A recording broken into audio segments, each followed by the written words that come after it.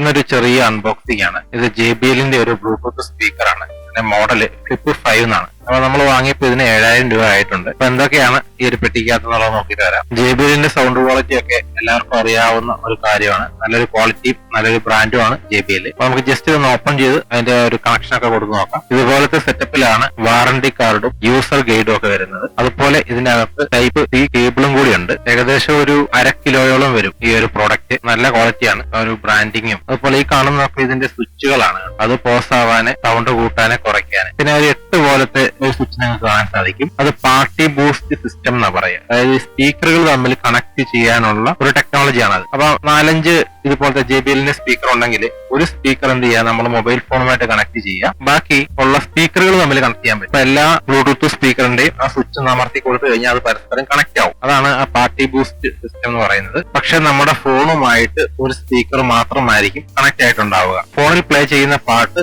എല്ലാ സ്പീക്കറിലേക്കും കിട്ടും. അതാണ് പാർട്ടി ബൂസ്റ്റ് സിസ്റ്റം. ഇപ്പൊ നമ്മൾ ടൈപ്പ് C കേബിൾ കുത്തിയേക്കുവാണ്. ആ ചാർജിങ് സിഗ്നലാണ് ഇപ്പൊ കണ്ടുകൊണ്ടിരിക്കുന്ന ലൈറ്റ്.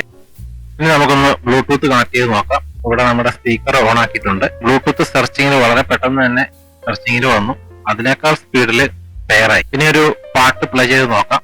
കോപ്പിറൈറ്റ് ഇഷ്യൂ വരുന്നതുകൊണ്ട് യൂട്യൂബിന്റെ തന്നെ മ്യൂസിക് ആണ് നമ്മൾ ഇതിൽ പ്ലേ ചെയ്യാൻ പോകുന്നത്.